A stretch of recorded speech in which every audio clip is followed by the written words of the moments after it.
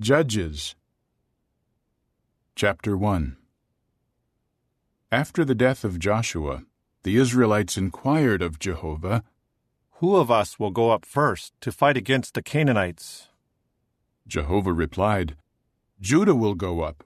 Look, I am giving the land into his hand." Then Judah said to his brother Simeon, "Come up with me into my assigned territory to fight against the Canaanites. Then I will go with you into your assigned territory." So Simeon went with him. When Judah went up, Jehovah gave the Canaanites and the Perizzites into their hands, and they defeated 10,000 men in Bezek. They found Adoni-Bezek in Bezek, and there they fought against him and defeated the Canaanites and the Perizzites.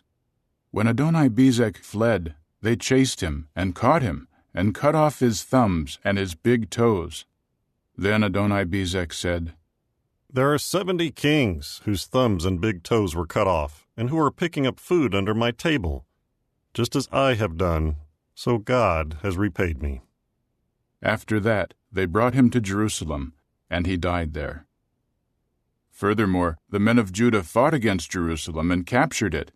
They struck it with the sword and set the city on fire. Afterward, the men of Judah went down to fight against the Canaanites inhabiting the mountainous region and the Negeb and the Shephelah. So Judah marched against the Canaanites who were dwelling in Hebron.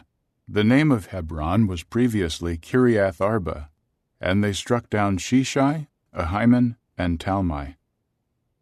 They marched from there against the inhabitants of Debir. The name of Debir was previously Kiriath Sepher.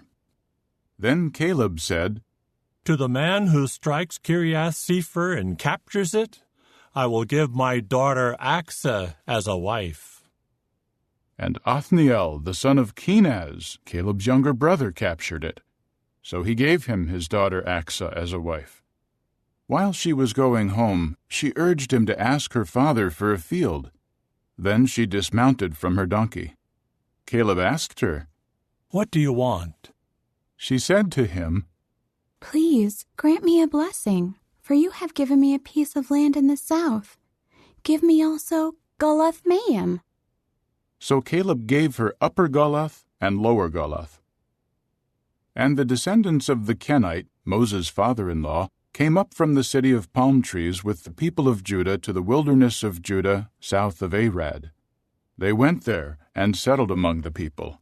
But Judah marched on with his brother Simeon, and they attacked the Canaanites inhabiting Zephath and devoted it to destruction. So they named the city Hormah.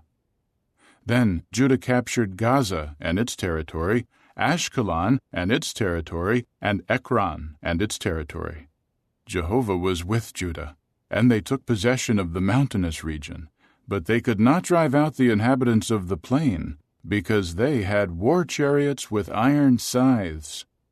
They gave Hebron to Caleb, just as Moses had promised, and he drove out from there the 3 sons of Anak. But the Benjaminites did not drive out the Jebusites inhabiting Jerusalem. So the Jebusites continued dwelling with the Benjaminites in Jerusalem down to this day. Meantime, the house of Joseph went up against Bethel, and Jehovah was with them. The house of Joseph was spying on Bethel. Incidentally, the name of the city was previously Luz. And the spies saw a man going out of the city. So they said to him, "Show us, please, the way into the city, and we will treat you kindly." So the man showed them the way into the city, and they struck the city with the sword, but they let the man and all his family go free. The man went to the land of the Hittites, and built a city and named it Luz, which is its name to this day.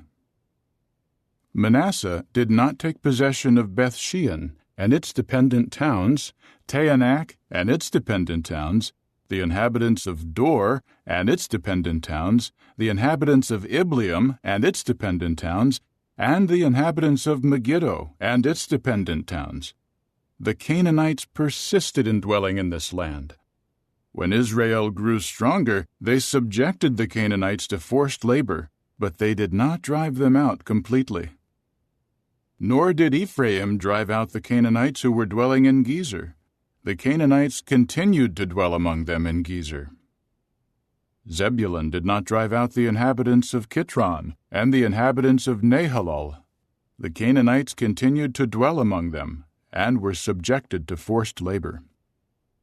Asher did not drive out the inhabitants of Akko and the inhabitants of Sidon, Alab, Akzib, Helba, Aphik, and Rehob. So the Asherites continued to dwell among the Canaanites inhabiting the land, because they did not drive them out. Naphtali did not drive out the inhabitants of Beth-Shemesh and the inhabitants of Beth-Anath, but they continued to dwell among the Canaanites inhabiting the land. The inhabitants of Beth-Shemesh and Beth-Anath became forced laborers for them. The Amorites confined the Danites to the mountainous region, for they would not let them come down into the plain. So the Amorites persisted in dwelling in Mount Heres, Aijalon, and Shaalbim. But when the power of the house of Joseph increased, they were forced into hard labor. The territory of the Amorites was from the ascent of Akrabim, from Selah upward. Chapter 2. Then Jehovah's angel went up from Gilgal to Bochim, and said, I brought you up out of Egypt into the land about which I swore to your forefathers. Furthermore, I said, I will never break my covenant with you. For your part, you must not make a covenant with the inhabitants of this land, and you should pull down their altars. But you have not obeyed my voice. Why have you done this? That is why I also said, I will not drive them away from before you, and they will ensnare you, and their gods will lure you away. When Jehovah's angel spoke these words to all the Israelites, the people began to weep loudly. So they named that place Bochim, and they sacrificed there to Jehovah. When Joshua sent the people away, each of the Israelites went to his inheritance to take possession of the land. The people continued to serve Jehovah all the days of Joshua, and all the days of the elders who outlived Joshua, and who had seen all of Jehovah's great deeds in behalf of Israel. Then Joshua the son of Nun, the servant of Jehovah, died at the age of 110. So they buried him in the territory of his inheritance in Timnath-Heres, in the mountainous region of Ephraim, north of Mount Gaash. All that generation were gathered to their ancestors, and another generation arose after them that did not know Jehovah or what he had done for Israel. So the Israelites did what was bad in the eyes of Jehovah, and served the Baals. Thus they abandoned Jehovah, the God of their fathers, who brought them out of the land of Egypt. And they followed other gods, the gods of the peoples who were all around them, and they bowed down to them and offended Jehovah. They abandoned Jehovah and served Baal and the Ashtoreth images. At this Jehovah's anger blazed against Israel, so he handed them over to plunderers who pillaged them.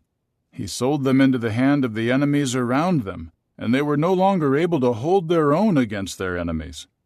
Wherever they went, the hand of Jehovah was against them, bringing disaster on them, just as Jehovah had said, and just as Jehovah had sworn to them, and they were in great distress.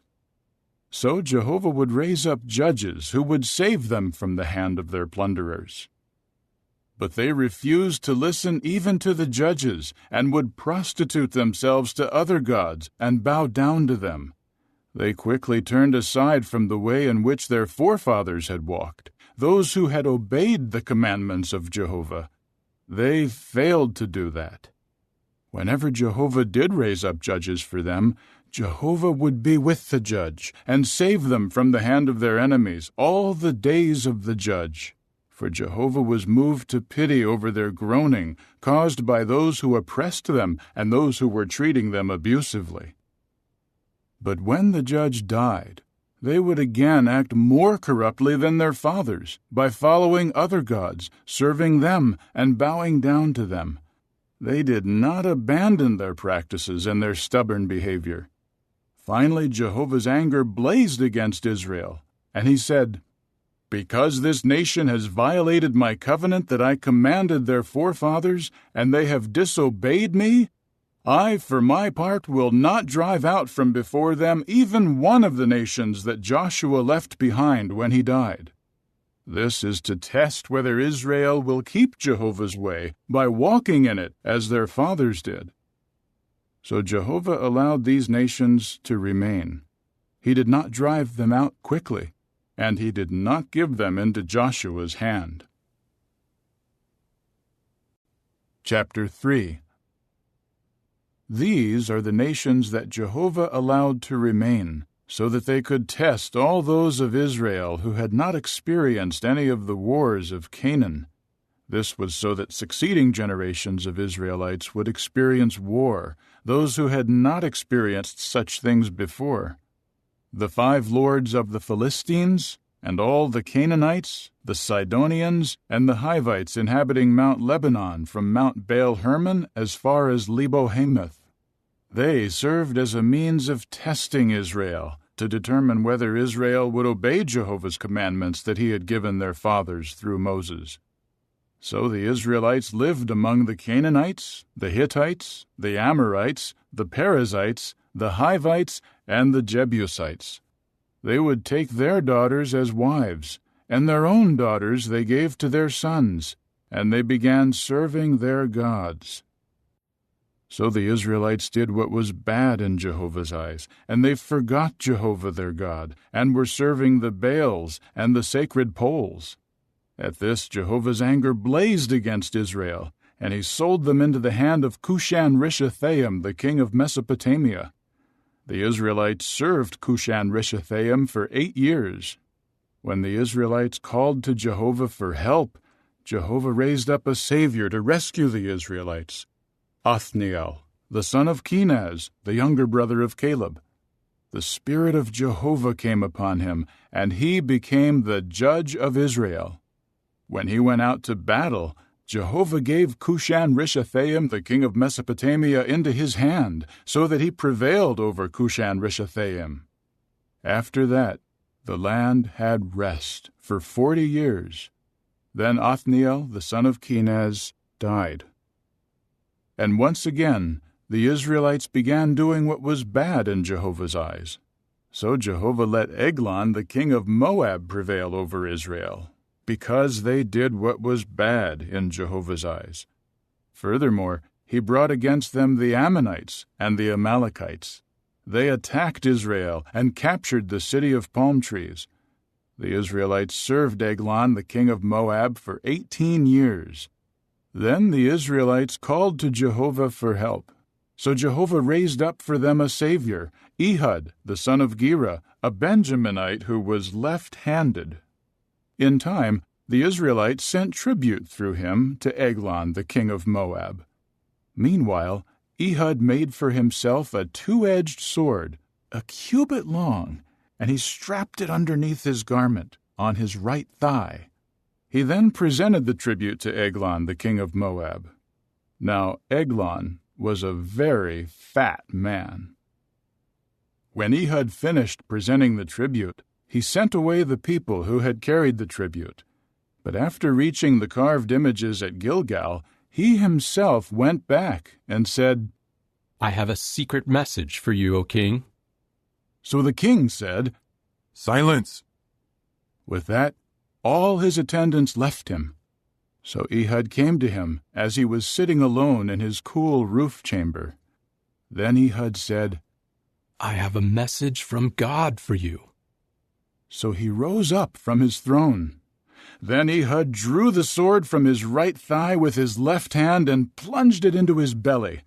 The handle went in after the blade, and the fat closed in over the blade, for he did not draw the sword out of his belly, and the fecal matter came out. Ehud went out through the porch, closing the doors of the roof chamber behind him and locking them. After he left, the servants returned and saw that the doors of the roof chamber were locked. So they said, He must be relieving himself in the cool interior room. They kept waiting until they were embarrassed. But when they saw that he was still not opening the doors of the roof chamber, they took the key and opened them, and saw their lord fallen to the floor, dead. Ehud escaped while they were lingering, and he passed by the carved images and made it safely to Seirah. When he arrived, he sounded the horn in the mountainous region of Ephraim, and the Israelites went down out of the mountainous region, with him at their head. Then he said to them, "Follow me, because Jehovah has given your enemies, the Moabites, into your hand." So they followed him, and captured the fords of the Jordan against the Moabites, and they did not allow anyone to cross. At that time they struck down about 10,000 Moabites, all strong and valiant men. Not a single one escaped.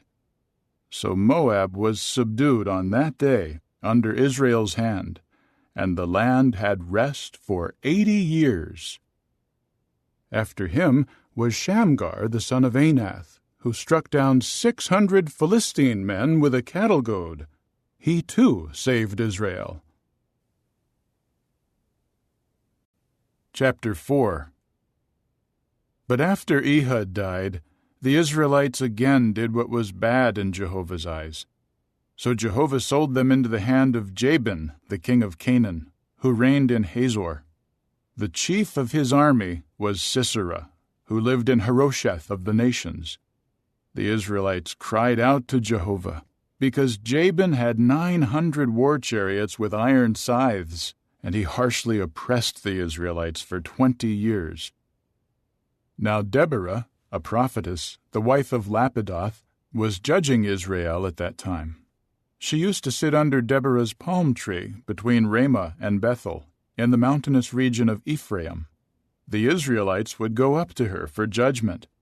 She sent for Barak, the son of Abinoam, out of Kedesh Naphtali, and said to him, "Has not Jehovah, the God of Israel, given the command? Go and march to Mount Tabor, and take 10,000 men of Naphtali and Zebulun with you. I will bring to you Sisera, the chief of Jabin's army, along with his war chariots and his troops, to the stream of Kishon, and I will give him into your hand." At this, Barak said to her, "If you go with me, I will go. But if you do not go with me, I will not go." To this she said, "I will certainly go with you. However, the campaign you are going on will not bring you glory, for it will be into the hand of a woman that Jehovah will give Sisera." Then Deborah got up and went with Barak to Kedesh. Barak summoned Zebulun and Naphtali to Kedesh, and 10,000 men followed his steps. Deborah also went up with him. Incidentally, Heber the Kenite had separated from the Kenites, the descendants of Hobab, Moses' father-in-law, and his tent was pitched near the big tree in Zaananim, which is at Kedesh. They reported to Sisera that Barak, the son of Abinoam, had gone up to Mount Tabor. At once Sisera assembled all his war chariots, 900 chariots with iron scythes, and all the troops that were with him from Harosheth of the nations, to go to the stream of Kishon. Deborah now said to Barak, "Rise up, for this is the day that Jehovah will give Sisera into your hand. Is Jehovah not going out before you?" And Barak descended from Mount Tabor, with 10,000 men following him. Then Jehovah threw Sisera and all his war chariots and all the army into confusion before the sword of Barak. Finally, Sisera got down from his chariot and fled on foot. Barak chased after the war chariots and the army, as far as Harosheth of the nations. So Sisera's whole army fell by the sword, not even one remained. But Sisera fled on foot to the tent of Jael, the wife of Heber the Kenite, for there was peace between Jabin the king of Hazor and the house of Heber the Kenite. Then Jael came out to meet Sisera, and said to him, "Come in, my lord. Come in here. Do not be afraid." So he went into her tent, and she covered him with a blanket, Then he said to her, "Give me, please, a little water to drink, for I am thirsty." So she opened a skin bottle of milk and gave him a drink, after which she again covered him. He told her, "Stand at the entrance of the tent, and if anybody comes and asks you, 'Is there a man here?' say no." But Jael, the wife of Heber, took a tent pin and a hammer in her hand. Then, while he was fast asleep and exhausted, she stealthily approached him and drove the pin through his temples and beat it into the ground, and he died. Barak went there in pursuit of Sisera, and Jael now came out to meet him and said, "Come, and I will show you the man you are looking for." He went in with her and saw Sisera lying dead, with the tent pin through his temples. So on that day God subdued Jabin the king of Canaan before the Israelites. The hand of the Israelites came down harder and harder against Jabin the king of Canaan, until they destroyed Jabin the king of Canaan. Chapter 5. On that day, Deborah, along with Barak the son of Abinoam, sang this song. Because of the unbound hair in Israel, because of the people's volunteering, praise Jehovah. Listen, you kings. Give ear, you rulers. To Jehovah I will sing. I will sing praises to Jehovah, Israel's God. Jehovah, when you went out from Seir, when you marched out of the territory of Edom, the earth shook and the heavens poured. The clouds poured down water. Mountains melted before the face of Jehovah. Even Sinai before the face of Jehovah, Israel's God. In the days of Shamgar the son of Anath, in the days of Jael, the roads were deserted. Travelers kept to the back roads. The villagers in Israel were no more. They were no more until I, Deborah, rose up, until I arose as a mother in Israel. They chose new gods. Then there was war in the gates.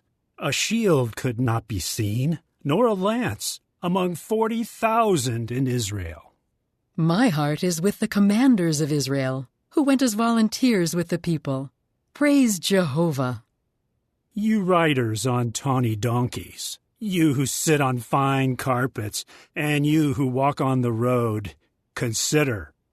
The voices of the water distributors were heard at the watering places. There they were recounting the righteous acts of Jehovah, the righteous acts of his villagers in Israel. Then Jehovah's people went down to the gates. Awake, awake, O Deborah. Awake, awake. Sing a song. Rise up, Barak. Lead your captives away, you son of Abinoam. Then those who were left came down to the nobles. Jehovah's people came down to me against the mighty. Out of Ephraim was their origin, those in the valley. They are following you, O Benjamin, among your peoples. From Machir, the commanders went down, and from Zebulun, those who bear the recruiter's staff. The princes in Issachar were with Deborah. As was Issachar, so was Barak. Into the valley plain he was sent on foot. Among the divisions of Reuben, there was intense heart-searching. Why did you sit down between the two saddlebags, listening to them playing their pipes for the flocks? For the divisions of Reuben, there was intense heart-searching. Gilead remained beyond the Jordan. And Dan, why did he stay with the ships? Asher sat idle at the seashore, and by his harbors he remained. Zebulun was a people who risked their lives to the point of death. Naphtali also, on the open heights. Kings came, they fought. The kings of Canaan then fought. In Taanach, by the waters of Megiddo, no spoil of silver did they take. From heaven the stars fought. From their orbits they fought against Sisera. The torrent of Kishon washed them away. The ancient torrent, the torrent of Kishon. You trampled down the powerful, O my soul. Then the hooves of horses pounded as his stallions galloped furiously.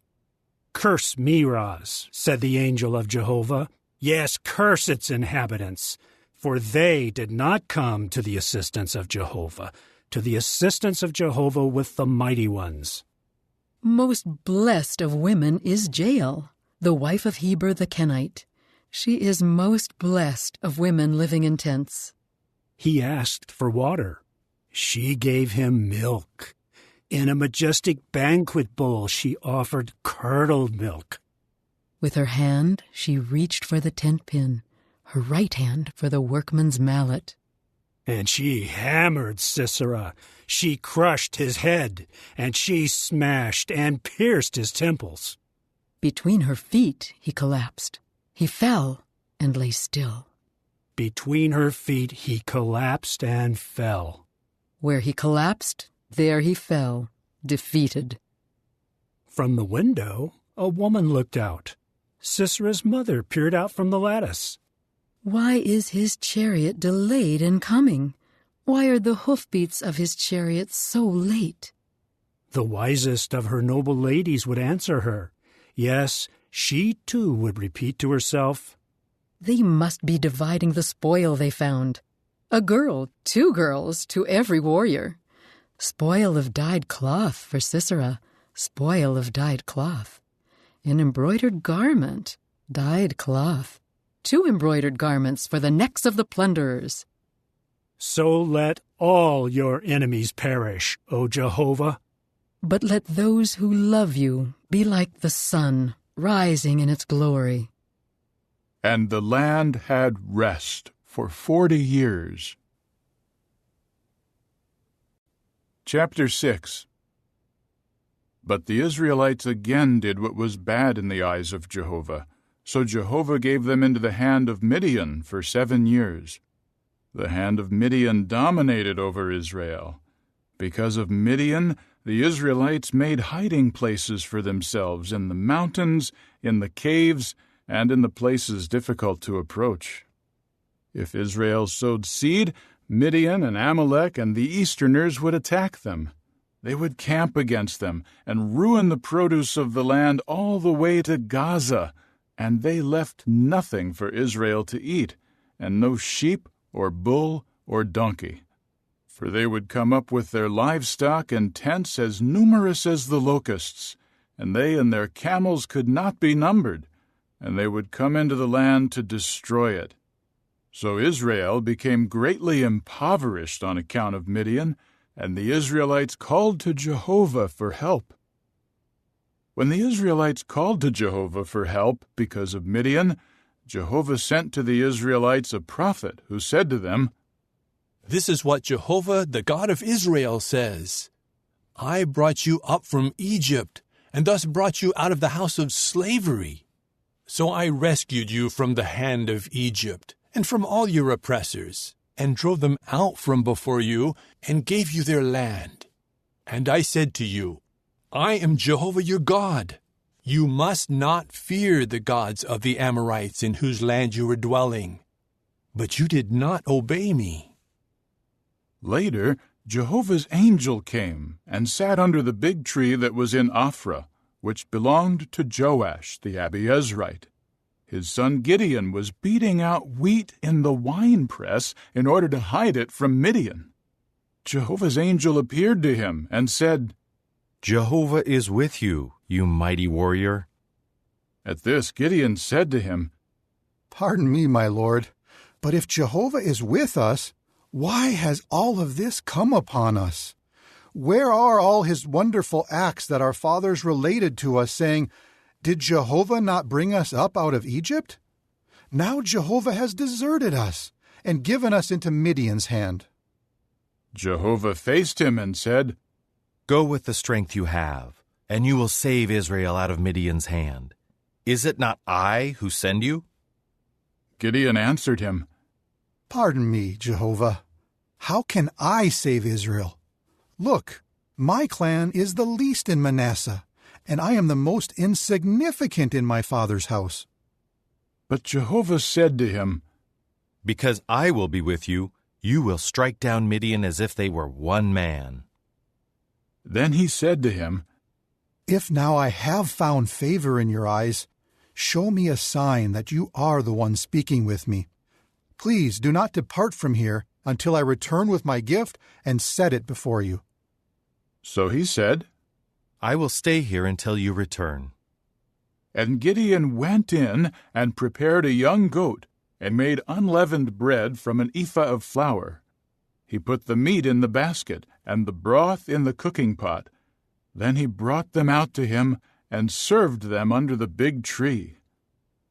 The angel of the true God now said to him, "Take the meat and the unleavened bread and place them on the big rock there, and pour out the broth." And he did so. Then Jehovah's angel stretched out the tip of the staff that was in his hand, and touched the meat and the unleavened bread, and fire flared up from the rock and consumed the meat and the unleavened bread. Jehovah's angel then vanished from his sight. Gideon now realized that it was Jehovah's angel. At once Gideon said, "Alas, sovereign Lord Jehovah, for I have seen Jehovah's angel face to face." But Jehovah said to him, "Peace be with you. Have no fear. You will not die." So Gideon built an altar there to Jehovah, and it is called Jehovah Shalom down to this day. It is still in Ophrah of the Abiezrites. That night Jehovah said to him, "Take the young bull that belongs to your father, the second young bull that is 7 years old, and tear down the altar of Baal that belongs to your father, and cut down the sacred pole next to it. After you build an altar to Jehovah your God on top of this stronghold with the row of stones, take the second young bull and offer it as a burnt offering on the pieces of wood from the sacred pole that you cut down." So Gideon took 10 men of his servants and did just as Jehovah told him. But he feared the household of his father and the men of the city too much to do it by day, so he did it at night. When the men of the city got up early the next morning, they saw that the altar of Baal had been pulled down, and the sacred pole beside it had been cut down, and the second young bull had been offered up on the altar that had been built. They asked one another, "Who did this?" After they investigated, they said, "Gideon, the son of Joash, did this." So the men of the city said to Joash, "Bring your son out that he may die, because he pulled down the altar of Baal and cut down the sacred pole next to it." Joash then said to all those who confronted him, "Do you have to defend Baal? Do you have to save him? Whoever defends him should be put to death this morning. If he is a god, let him defend himself, since someone pulled down his altar."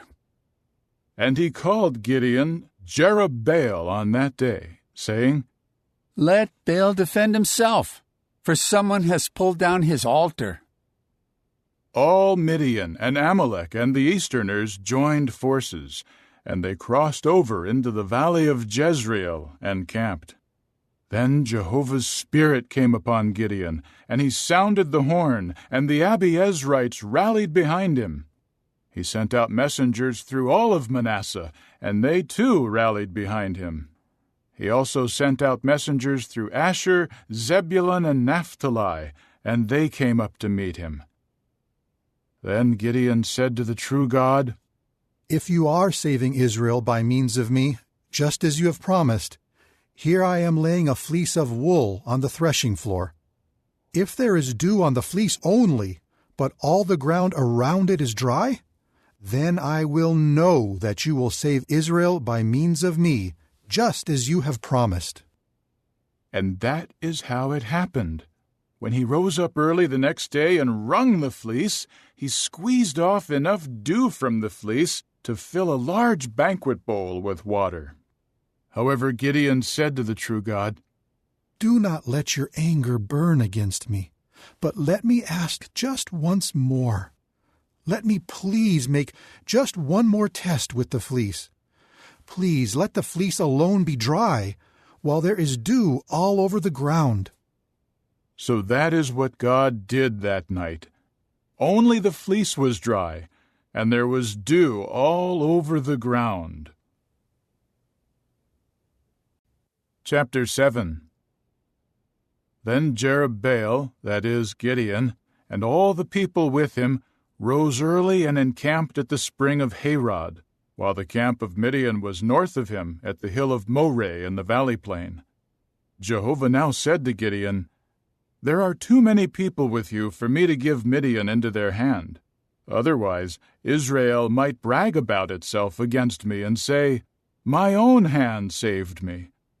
Now please announce in the presence of the people, 'Whoever is afraid and trembling, let him return home.'" So Gideon put them to the test. With that, 22,000 of the people returned home, and 10,000 remained. Still, Jehovah said to Gideon, "There are yet too many people. Have them go down to the water, so that I may test them for you there. When I say to you, 'This one will go with you,' he will go with you. But when I say to you, 'This one will not go along with you,' he will not go along." So he took the people down to the water. Then Jehovah said to Gideon, "Separate everyone who laps up the water with his tongue, just as a dog laps, from those who bend down on their knees to drink." The number of those lapping up the water, putting their hand to their mouth, was 300 men. The rest of the people bent down on their knees to drink.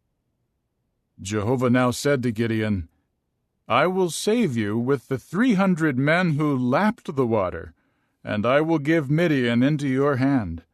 But let all the other people go back home." So after they took the provisions and the horns from the people, he sent all the other men of Israel back home, and he kept only the 300 men. The camp of Midian was below him in the valley plain. During that night, Jehovah said to him, "Get up, attack the camp, for I have given it into your hand. But if you are afraid to attack, go down to the camp with Purah your attendant. Listen to what they say, and afterward you will have the courage to attack the camp." At that, he and Purah his attendant went down to the edge of the encamped army.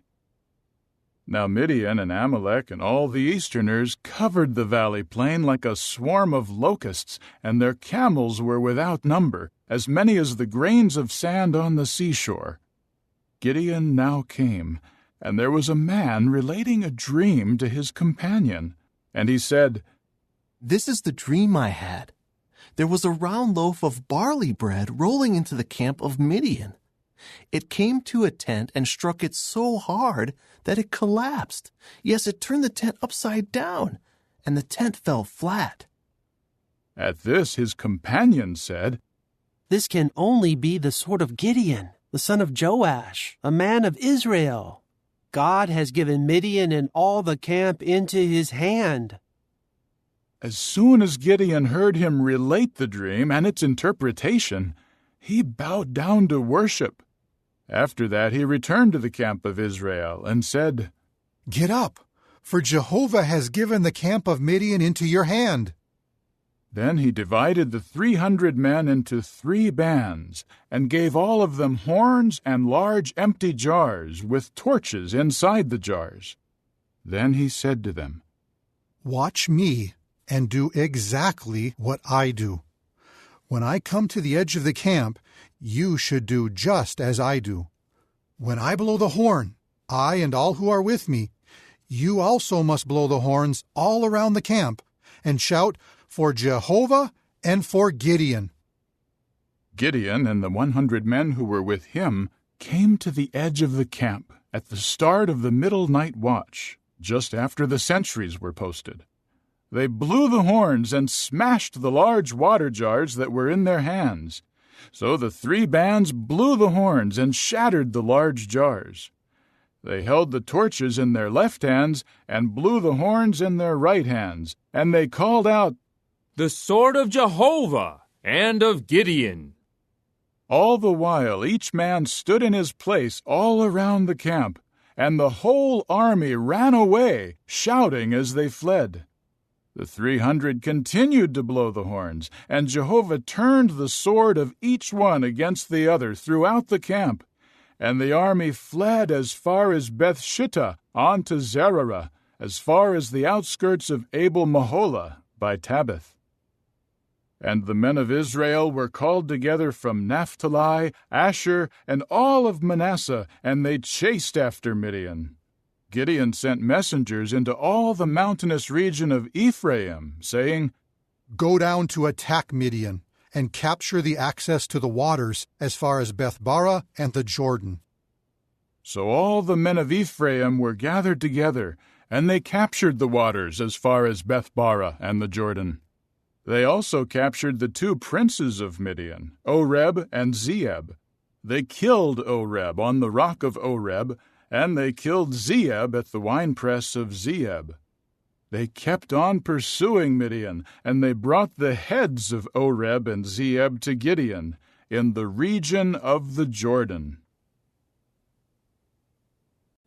Chapter 8. Then the men of Ephraim said to him, "What have you done to us? Why did you not call us when you went to fight against Midian?" And they quarreled bitterly with him. But he said to them, "What have I done compared with you? Are not the gleanings of Ephraim better than the grape harvest of Abiezer?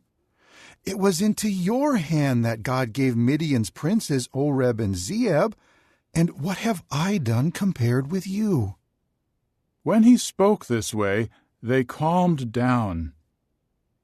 Gideon then came to the Jordan and crossed it. He and the 300 men with him were tired, but they kept up the pursuit.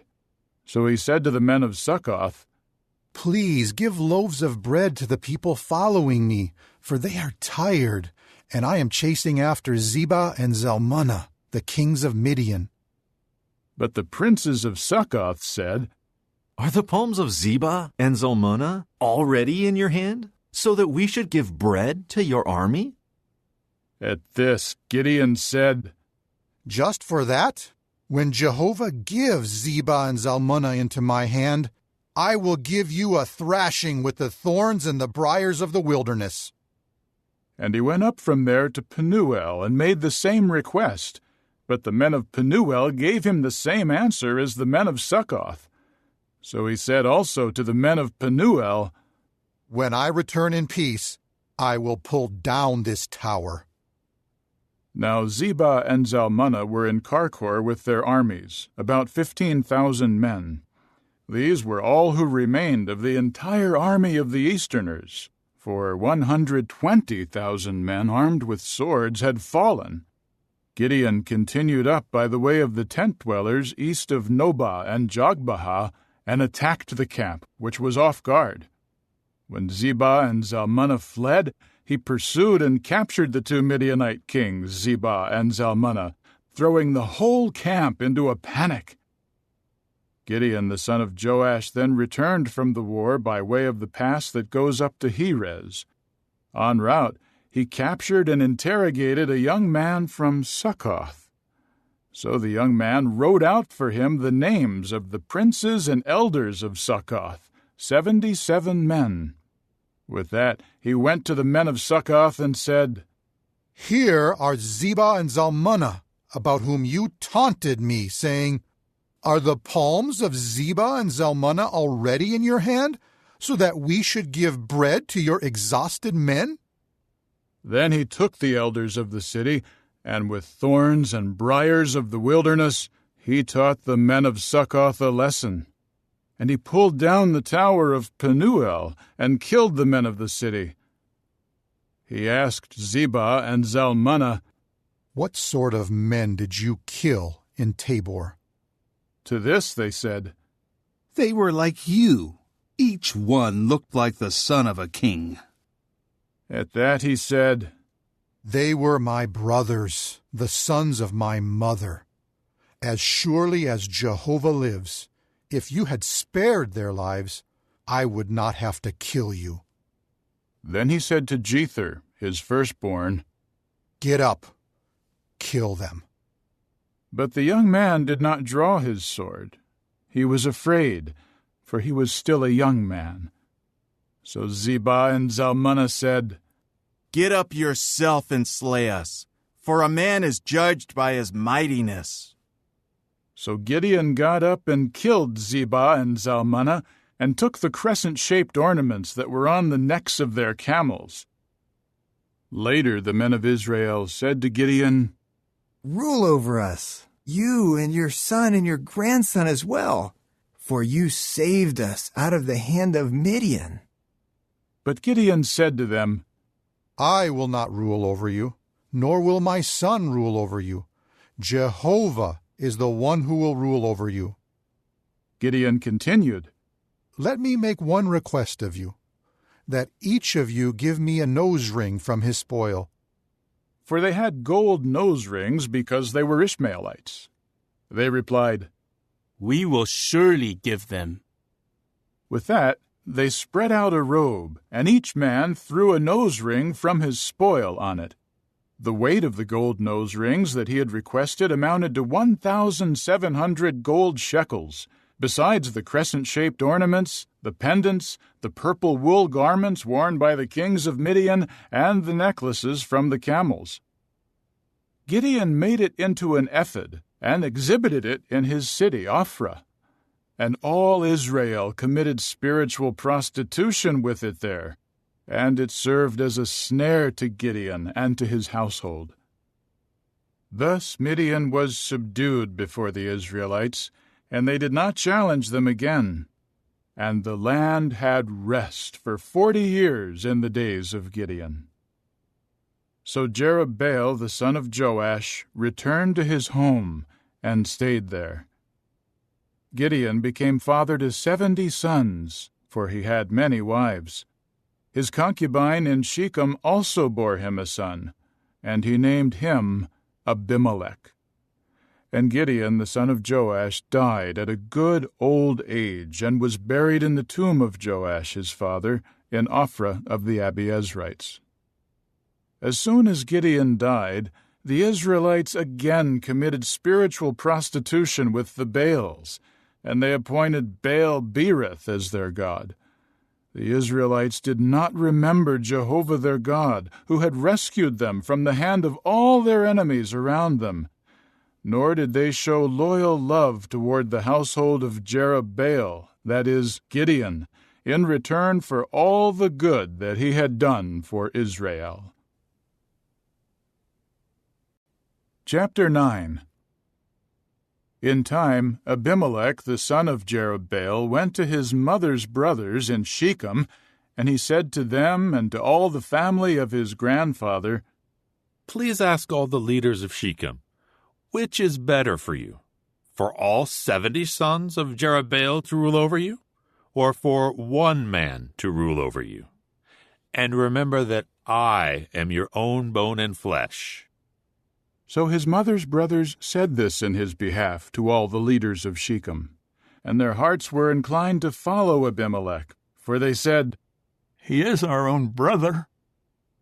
Then they gave him 70 pieces of silver from the house of Baal-berith, and Abimelech used it to hire idle and insolent men to accompany him. After that, he went to his father's house at Ophrah, and killed his brothers, the sons of Jerubbaal, 70 men on one stone.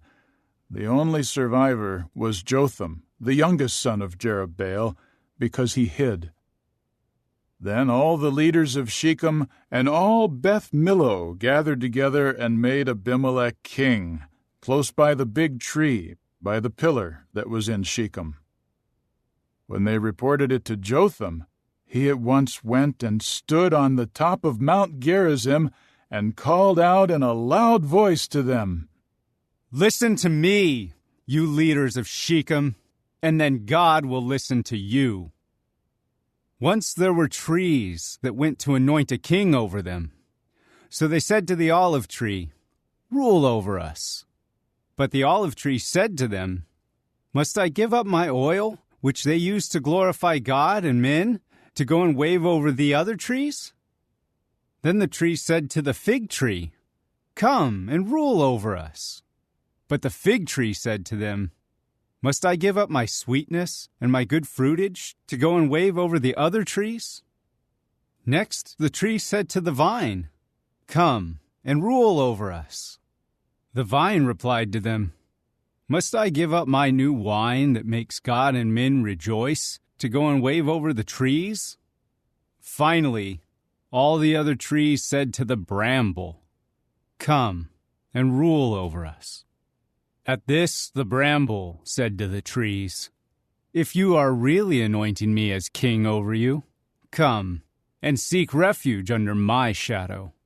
But if not, let fire come out of the bramble and consume the cedars of Lebanon. Now have you acted sincerely and honorably in making Abimelech king? And have you shown goodness toward Jerubbaal and his household? And have you treated him as he deserves? When my father fought for you, he risked his life to save you from Midian's hand. But today you have risen up against my father's household and killed his sons, 70 men, on one stone. Then you made Abimelech, the son of his slave girl, king over the leaders of Shechem, just because he is your brother. Yes, if you are acting sincerely and honorably toward Jerubbaal and his household this day, rejoice over Abimelech, and let him also rejoice over you. But if not, may fire come out of Abimelech and consume the leaders of Shechem and Beth Millo. And may fire come out of the leaders of Shechem and Beth Millo and consume Abimelech." Then Jotham fled and escaped to Beer, and he lived there because of his brother Abimelech. Abimelech ruled over Israel for 3 years.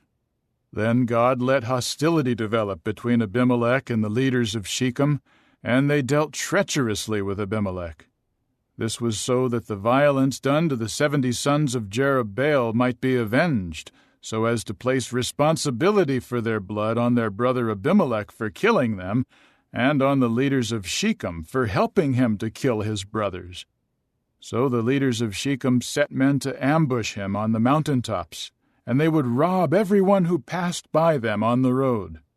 In time, it was reported to Abimelech. Then Gaal, son of Ebed, and his brothers crossed over into Shechem, and the leaders of Shechem put their trust in him. They went out into the field and gathered the grapes of their vineyards, trod them out, and held a festival, after which they went into the house of their God and ate and drank and cursed Abimelech. Then Gaal, the son of Ebed, said, "Who is Abimelech, and who is Shechem that we should serve him? Is he not the son of Jerubbaal? And is not Zebul his commissioner? Serve the men of Hamor, Shechem's father. But why should we serve him? If only this people were under my command, I would depose Abimelech." Then he said to Abimelech, "Increase your army, and come out." When Zebul, the prince of the city, heard the words of Gaal, the son of Ebed, his anger blazed. So he secretly sent messengers to Abimelech, saying, "Look, Gaal, the son of Ebed, and his brothers are now in Shechem, and here they are inciting the city against you. Now come up by night, you and your men, and lie in wait in the field. As soon as the sun rises in the morning, you should get up early and attack the city. And when he and his men come out against you, do whatever you can to defeat him." So Abimelech and all the people with him rose up by night, and in 4 bands they lay in wait against Shechem.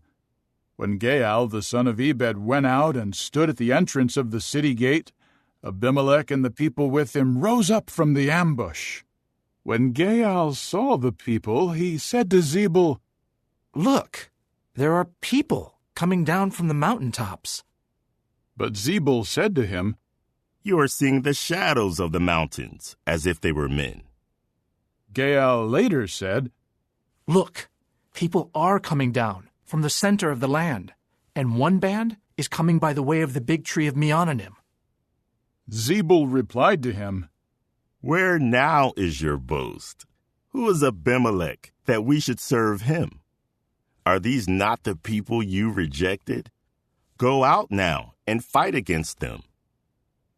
So Gaal went out at the head of the leaders of Shechem and fought against Abimelech.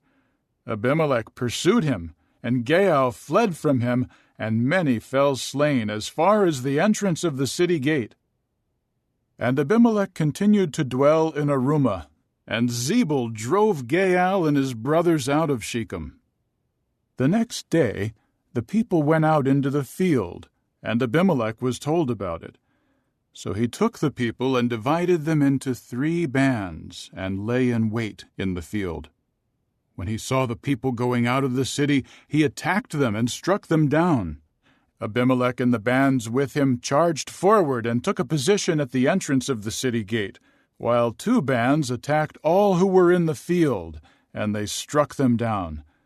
Abimelech fought against the city all that day and captured it. He killed the people in it, and then he pulled the city down and sowed it with salt.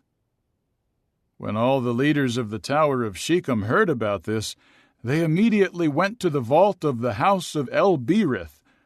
As soon as it was reported to Abimelech that all the leaders of the Tower of Shechem had gathered together, Abimelech and all the men with him went up to Mount Zalmon. Abimelech took an axe in his hand and cut off a tree branch and lifted it on his shoulder and said to the people with him, "What you saw me do, hurry and do the same." So all the people also cut off branches and followed Abimelech. Then they put the branches against the vault and set the vault on fire. So all the people of the Tower of Shechem also died, about 1,000 men and women. Abimelech then went to Thebez. He camped against Thebez and captured it. There was a strong tower in the middle of the city, and all the men and women and all the city leaders fled there. They shut themselves in and climbed onto the roof of the tower. Abimelech made his way to the tower and attacked it. He approached the entrance of the tower to set it on fire. Then one of the women dropped an upper millstone on Abimelech's head and crushed his skull. He quickly called the attendant bearing his weapons and said to him, "Draw your sword and put me to death, so that they may not say about me, 'A woman killed him.'" So his attendant ran him through, and he died. When the men of Israel saw that Abimelech was dead, they all went back home. Thus God repaid Abimelech for the evil that he had done to his father by killing his 70 brothers. God also made all the evil of the men of Shechem come back on their own heads. So the curse of Jotham, the son of Jerubbaal, came upon them. Chapter 10. After Abimelech, Tola, the son of Puah, the son of Dodo, a man of Issachar, rose up to save Israel. He lived in Shamir in the mountainous region of Ephraim. He judged Israel for 23 years. Then he died and was buried in Shamir. After him, Jair the Gileadite rose up and judged Israel for 22 years. He had 30 sons who rode on 30 donkeys, and they had 30 cities, which to this day are called Havoth Jair. They are in the land of Gilead. After that, Jair died and was buried in Camon. Again the Israelites did what was bad in the eyes of Jehovah, and they began to serve the Baals, the Ashtoreth images, the gods of Aram, the gods of Sidon, the gods of Moab, the gods of the Ammonites, and the gods of the Philistines. They abandoned Jehovah and did not serve him. Then Jehovah's anger blazed against Israel, and he sold them into the hands of the Philistines and the Ammonites. So they crushed and greatly oppressed the Israelites in that year. For 18 years they oppressed all the Israelites on the side of the Jordan that had been the land of the Amorites in Gilead. The Ammonites would also cross the Jordan to fight against Judah and Benjamin and the house of Ephraim, and Israel was greatly distressed. Then the Israelites called to Jehovah for help, saying, "We have sinned against you, for we abandoned our God and served the Baals." But Jehovah said to the Israelites, Did I not save you from Egypt and from the Amorites, the Ammonites, the Philistines, the Sidonians, Amalek, and Midian when they oppressed you? When you cried out to me, I saved you out of their hand. But you abandoned me and served other gods. That is why I will not save you again. Go to the gods whom you have chosen and call for help. Let them save you in your time of distress. But the Israelites said to Jehovah, We have sinned. Do to us whatever is good in your eyes. Only save us, please, this day. And they removed the foreign gods from their midst and served Jehovah, so that he could no longer tolerate Israel's suffering. In time the Ammonites were called together, and they pitched camp in Gilead. So the Israelites gathered together and pitched camp in Mizpah. The people and the princes of Gilead said to one another, Who will take the lead in fighting against the Ammonites? Let him become the chief over all the inhabitants of Gilead. Chapter 11. Now Jephthah the Gileadite was a mighty warrior. He was the son of a prostitute, and Gilead was Jephthah's father. But Gilead's wife also bore him sons. When the sons of his wife grew up, they drove Jephthah out and said to him, You will have no inheritance in our father's household, for you are the son of another woman. So Jephthah fled from his brothers and settled in the land of Tob, and idle men joined company with Jephthah, and they followed him. After a while, the Ammonites fought against Israel. And when the Ammonites fought against Israel, the elders of Gilead immediately went to bring Jephthah back from the land of Tob. They said to Jephthah, Come and serve as our commander, so that we can fight against the Ammonites. But Jephthah said to the elders of Gilead, Was it not you who hated me so much that you drove me out of my father's house? Why have you come to me now when you are in distress? At this the elders of Gilead said to Jephthah, That is why now we have returned to you. If you go with us and fight against the Ammonites, you will become our leader over all the inhabitants of Gilead. So Jephthah said to the elders of Gilead, If you bring me back to fight against the Ammonites and Jehovah defeats them for me, then I will indeed become your leader. The elders of Gilead said to Jephthah, Let Jehovah be the witness between us if we do not do as you say. So Jephthah went with the elders of Gilead, and the people made him their leader and commander. And Jephthah repeated all his words before Jehovah in Mizpah. Jephthah then sent messengers to the king of the Ammonites, saying, What do you have against me that you have come to attack my land? So the king of the Ammonites said to the messengers of Jephthah, It is because Israel took my land when they came up out of Egypt, from the Arnon to the Jabbok, and as far as the Jordan. Now return it peaceably. But Jephthah sent messengers back to the king of the Ammonites to say to him, This is what Jephthah says. Israel did not take the land of the Moabites and the land of the Ammonites. For when they came up out of Egypt, Israel walked through the wilderness as far as the Red Sea and came to Kadesh. Then Israel sent messengers to the king of Edom, saying, Please let us pass through your land. But the king of Edom did not listen. Also to the king of Moab they sent word, but he did not consent. So Israel kept dwelling in Kadesh. When they walked through the wilderness, they bypassed the land of Edom and the land of Moab. They traveled east of the land of Moab and camped in the region of the Arnon. They did not come within the boundary of Moab, for the Arnon was the boundary of Moab. After that, Israel sent messengers to Sihon, king of the Amorites, king of Heshbon, and Israel said to him, Please, let us pass through your land to our own place. But Sihon did not trust Israel to cross through his territory. So Sihon gathered all his people together and encamped in Jahaz and fought against Israel.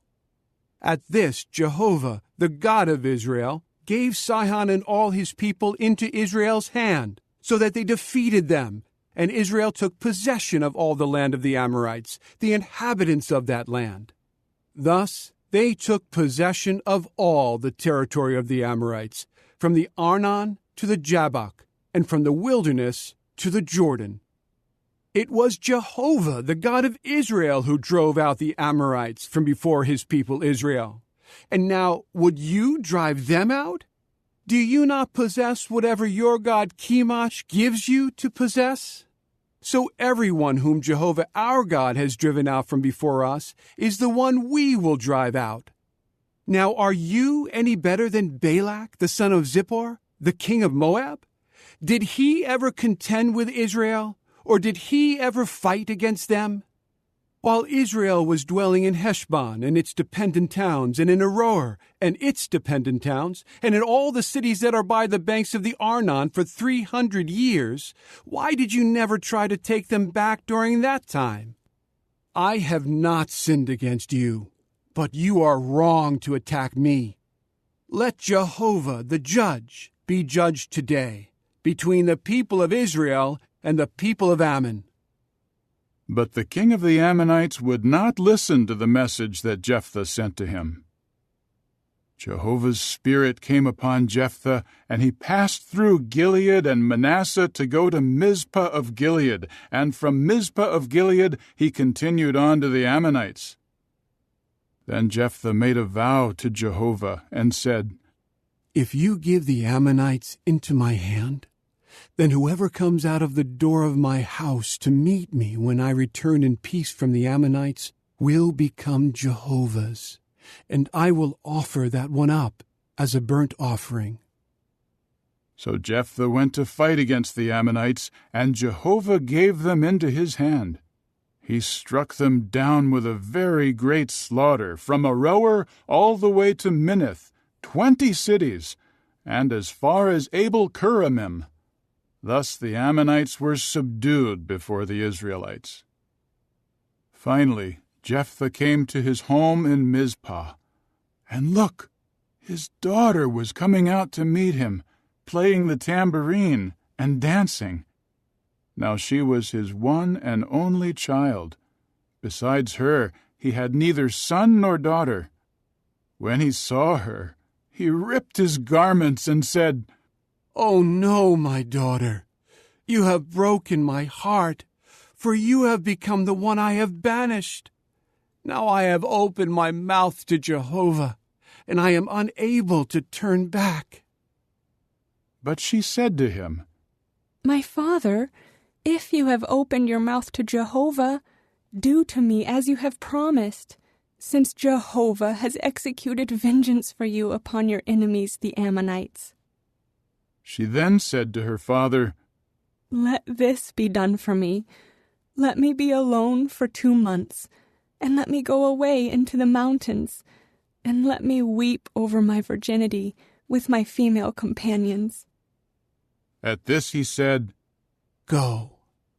So he sent her away for 2 months, and she went to the mountains with her companions to weep over her virginity. At the end of 2 months, she returned to her father, after which he carried out the vow he had made regarding her. She never had relations with a man, and it became a custom in Israel. From year to year, the young women of Israel would go to give commendation to the daughter of Jephthah the Gileadite, 4 days in the year. Chapter 12. Then the men of Ephraim were summoned, and they crossed over to Zaphon, and said to Jephthah, Why did you not call us to go with you when you crossed over to fight against the Ammonites? We will burn your house down with you in it. But Jephthah said to them, Along with my people, I was engaged in a great conflict with the Ammonites. I did call to you for help, but you did not save me from their hand. When I saw that you would not save me, then I decided to risk my life and go against the Ammonites, and Jehovah handed them over to me. So why have you come today to fight against me? Jephthah then gathered all the men of Gilead, and they fought Ephraim. The men of Gilead defeated Ephraim, who had said, "You are only fugitives from Ephraim, you Gileadites in Ephraim and Manasseh." Gilead captured the fords of the Jordan ahead of Ephraim, and when the men of Ephraim were trying to escape, they would say, "Let me cross over." Then the men of Gilead would ask each one, "Are you an Ephraimite?" When he would reply, "No," they would say to him, "Please say Shibboleth." But he would say, "Sibboleth," as he was unable to say the word correctly. Then they would seize him and slay him at the fords of the Jordan. So 42,000 Ephraimites fell at that time. Jephthah judged Israel for 6 years, after which Jephthah the Gileadite died, and was buried in his city in Gilead. Ibzan from Bethlehem judged Israel after him. He had 30 sons and 30 daughters. He sent his daughters to marry men outside his clan, and he brought in 30 women to marry his sons. He judged Israel for 7 years. Then Ibzan died, and was buried in Bethlehem. After him, Elon the Zebulunite judged Israel. He judged Israel for 10 years. Then Elon the Zebulunite died, and was buried in Aijalon in the land of Zebulun. After him, Abdon the son of Hillel the Pirathonite judged Israel. He had 40 sons and 30 grandsons who rode on 70 donkeys. He judged Israel for 8 years. Then Abdon the son of Hillel the Pirathonite died, and was buried in Pirathon, in the land of Ephraim, in the mountain of the Amalekite. Chapter 13. Again the Israelites did what was bad in Jehovah's eyes, and Jehovah gave them into the hand of the Philistines for 40 years. Meanwhile, there was a man of Zorah, of the family of the Danites, whose name was Manoah. His wife was barren and childless. In time Jehovah's angel appeared to the woman and said to her, "Look, you are barren and childless, but you will conceive and give birth to a son. Now be careful not to drink wine or anything alcoholic, and do not eat anything unclean.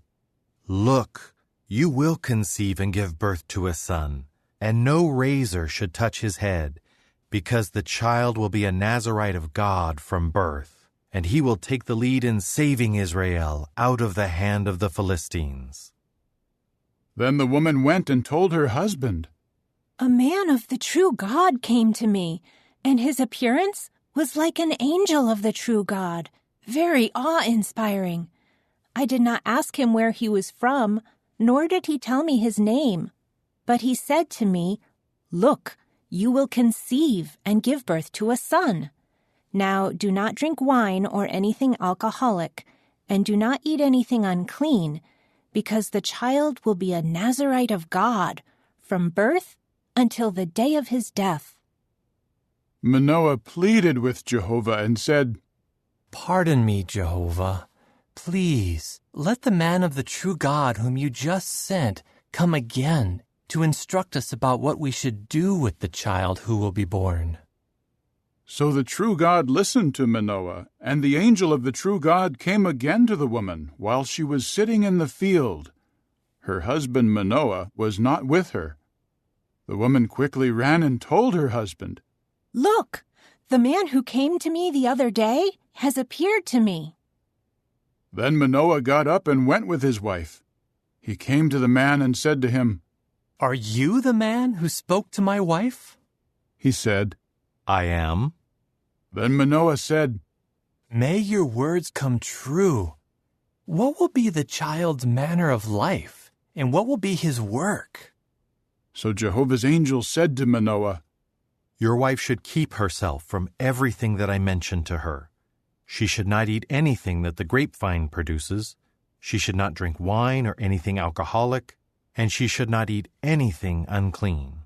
Everything that I commanded her, let her observe." Manoah now said to Jehovah's angel, Please stay, and let us prepare a young goat for you. But Jehovah's angel said to Manoah, If I stay, I will not eat your food. But if you wish to present a burnt offering to Jehovah, you may offer it up. Manoah did not know that he was Jehovah's angel. Then Manoah said to Jehovah's angel, What is your name, so that we may honor you when your word comes true? However, Jehovah's angel said to him, Why are you asking about my name, seeing that it is a wonderful one? Then Manoah took the young goat and the grain offering and offered them on the rock to Jehovah. And he was doing something amazing while Manoah and his wife were looking on. As the flame ascended from the altar heavenward, Jehovah's angel ascended in the flame from the altar, while Manoah and his wife were looking on. At once they fell with their faces to the ground. Jehovah's angel did not appear again to Manoah and his wife. Then Manoah realized that he was Jehovah's angel. Manoah then said to his wife, We are sure to die, because it is God whom we have seen. But his wife said to him, If Jehovah wanted to put us to death, he would not have accepted a burnt offering and a grain offering from our hand. He would not have shown us all these things, and he would not have told us any of these things. The woman later gave birth to a son and named him Samson. And as the boy grew, Jehovah continued to bless him. In time, Jehovah's Spirit started to impel him in Mahaneh-dan, between Zorah and Eshtaol. Chapter 14. Then Samson went down to Timnah, and in Timnah he saw a Philistine woman. So he went up and told his father and mother, In Timnah, a Philistine woman caught my eye, and I want you to get her for me as a wife. But his father and mother said to him, Can you not find a woman among your relatives and among all our people? Must you go and take a wife from among the uncircumcised Philistines? But Samson said to his father, Get her for me, because she is the right one for me. His father and mother did not realize that this was from Jehovah, for he was looking for an opportunity against the Philistines, as the Philistines were ruling over Israel at that time. So Samson went down with his father and mother to Timnah. When he reached the vineyards of Timnah, why, look, a lion came roaring at him. Then Jehovah's Spirit empowered him, and he tore it in two, just as someone tears a young goat in two with his bare hands. But he did not tell his father or mother what he had done. Then he went down and spoke to the woman, and she was still the right one in Samson's eyes. Later, when he was going back to take her home, he turned aside to look at the dead body of the lion, and there, in the lion's carcass, was a swarm of bees and honey. So he scraped the honey out into his hands and ate it as he walked along. When he rejoined his father and mother, he gave them some to eat. But he did not tell them that he had scraped the honey out of the carcass of a lion.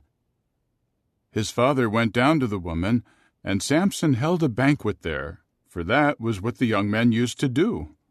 When they saw him, they brought 30 groomsmen to accompany him. Then Samson said to them, Please let me tell you a riddle. If during the 7 days of the banquet you solve it and tell me the answer, I will have to give you 30 linen garments and 30 outfits of clothing.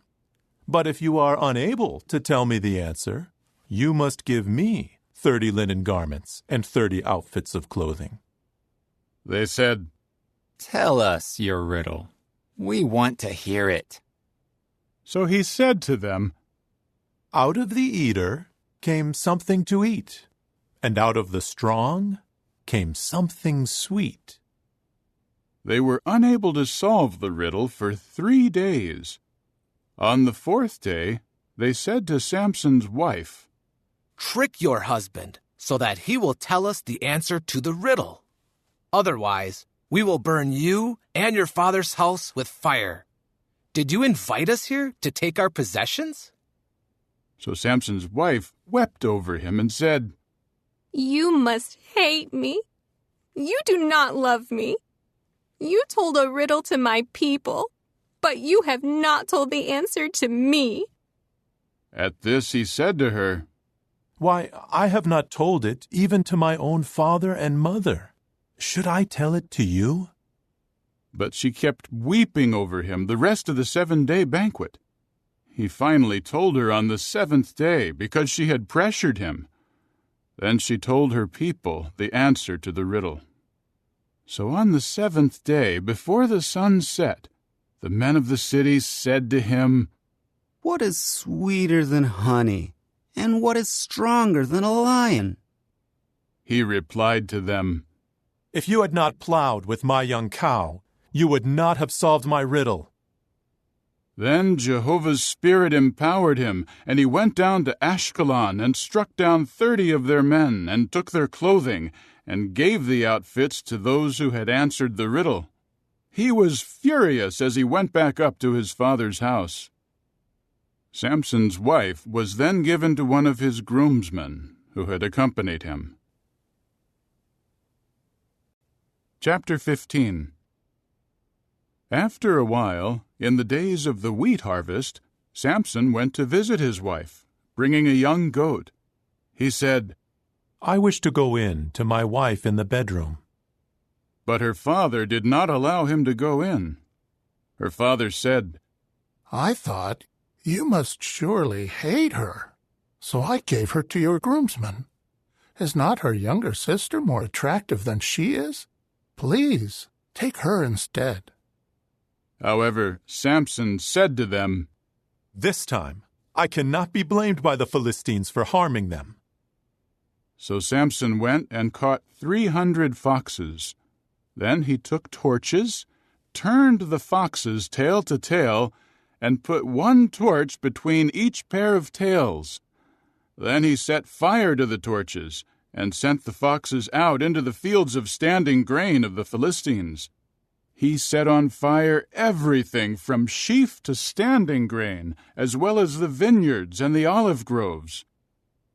The Philistines asked, Who did this? They were told, It was Samson, the son-in-law of the Timnite, because he took his wife and gave her to his groomsmen.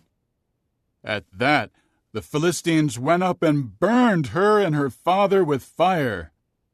Then Samson said to them, If this is how you act, I will not quit until I take revenge on you. Then he struck them down, one after the other, with a great slaughter, after which he went down and stayed in a cave of the crag Etam. Later the Philistines came up and camped in Judah, and were tramping about in Lehi.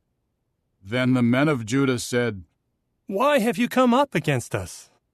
To which they answered, We have come up to capture Samson, to do to him just as he did to us. So 3,000 men of Judah went down to the cave of the crag Etam and said to Samson, Do you not know that the Philistines are ruling over us? So why have you done this to us? He said to them, As they did to me, so I did to them. But they said to him, We have come to capture you and to hand you over to the Philistines.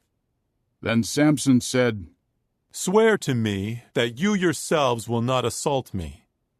They said to him, No, we will only tie you and hand you over to them, but we will not put you to death. So they bound him with 2 new ropes and brought him up from the crag. When he came to Lehi, the Philistines shouted triumphantly at meeting him.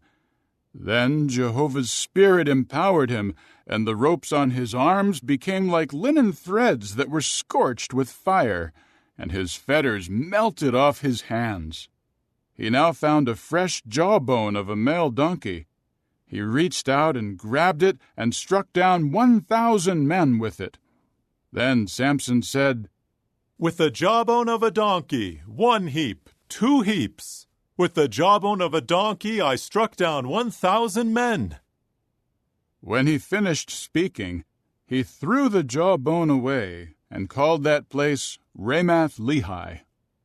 Then he became very thirsty, and he called on Jehovah and said, "It was you who gave this great salvation into the hand of your servant.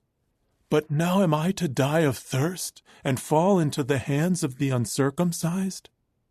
So God split open a hollow that was in Lehi, and water flowed from it. When he drank, his spirit returned, and he revived. That is why he named the place Enhakkore, which is in Lehi to this day. And he judged Israel in the days of the Philistines for 20 years. Chapter 16. One time Samson went to Gaza and saw a prostitute there, and he went in to her. The Gazites were told, "Samson has come here." So they surrounded him and lay an ambush for him all night long in the city gate. They stayed quiet the whole night, saying to themselves, "When daylight comes, we will kill him." However, Samson kept lying there until midnight. Then he got up at midnight and grabbed the doors of the city gate and the 2 side posts and pulled them out along with the bar. He put them on his shoulders and carried them up to the top of the mountain that faces Hebron. After that, he fell in love with a woman in the valley of Sorek, whose name was Delilah. So the lords of the Philistines approached her and said, "Trick him and find out what gives him such great strength, and how we can overpower him and tie him and subdue him. For this, we will each give you 1,100 silver pieces." Delilah later said to Samson, "Please, tell me where your great power comes from, and what can be used to tie you and subdue you." Samson said to her, "If they tie me with 7 fresh bowstrings that have not been dried out, I will grow as weak as an ordinary man." So the lords of the Philistines brought up to her 7 fresh bowstrings that had not been dried out, and she tied him with them. Now they set an ambush in the inner room, and she called out to him, "The Philistines are upon you, Samson." At that he tore apart the bowstrings just as easily as a thread of flax comes apart when it touches fire. The secret of his power did not become known. Then Delilah said to Samson, "Look, you have fooled me and told me lies. Now tell me, please, what can be used to tie you?" So he said to her, "If they tie me up with new ropes that have not been used for work, I will grow as weak as an ordinary man." So Delilah took new ropes and tied him with them, and called out, "The Philistines are upon you, Samson." All the while, the ambush was set in the inner room. At that he tore them off his arms like threads. After that, Delilah said to Samson, "Up until now you have fooled me and told me lies. Tell me, what can be used to tie you?" Then he said to her, "If you weave the 7 braids of my head with the warp thread." So she fixed them with a pin and called out to him, "The Philistines are upon you, Samson." So he woke up from his sleep and pulled out the loom pin and the warp thread. She now said to him, "How can you say, 'I love you,' when your heart is not with me? These 3 times you have fooled me and have not told me the source of your great power." Because day after day she kept nagging him and pressuring him, he was weary to the point of dying. So he finally opened his heart to her, saying, "A razor has never touched my head, because I am a Nazirite of God from birth. If I am shaved, my power will leave me, and I will grow weak and become like all other men." When Delilah saw that he had opened his heart to her, she immediately summoned the Philistine lords, saying, "Come up this time, for he has opened his heart to me. So the Philistine lords came up to her, bringing the money with them. She made him fall asleep on her knees. Then she called the man and had him shave off the 7 braids of his head. After that, she began to have control over him, for his power was leaving him. Now she called out, "The Philistines are upon you, Samson." He woke up from his sleep and said, "I will go out as at other times and shake myself free." But he did not know that Jehovah had left him.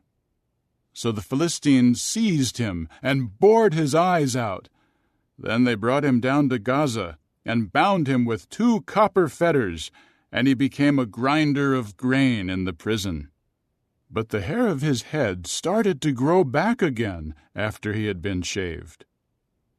The Philistine lords gathered together to offer a great sacrifice to Dagon their god, and to celebrate, for they were saying, "Our God has given Samson our enemy into our hand." When the people saw him, they praised their God and said, "Our God has given into our hand our enemy, the one who devastated our land and killed so many of us." Because their heart was cheerful, they said, "Call Samson to provide us some amusement." So they called Samson out of the prison to entertain them. They made him stand between the pillars. Then Samson said to the boy holding him by the hand, "Let me feel the pillars that support the house, so that I can lean against them." Incidentally, the house was full of men and women. All the Philistine lords were there, and on the roof there were about 3,000 men and women who were looking on while Samson provided amusement. Samson now called out to Jehovah, "Sovereign Lord Jehovah, remember me, please, and strengthen me, please, just this once, O God, and let me take revenge on the Philistines for one of my 2 eyes." Then Samson braced himself against the 2 middle pillars that supported the house, and he leaned on them, with his right hand on one and his left hand on the other.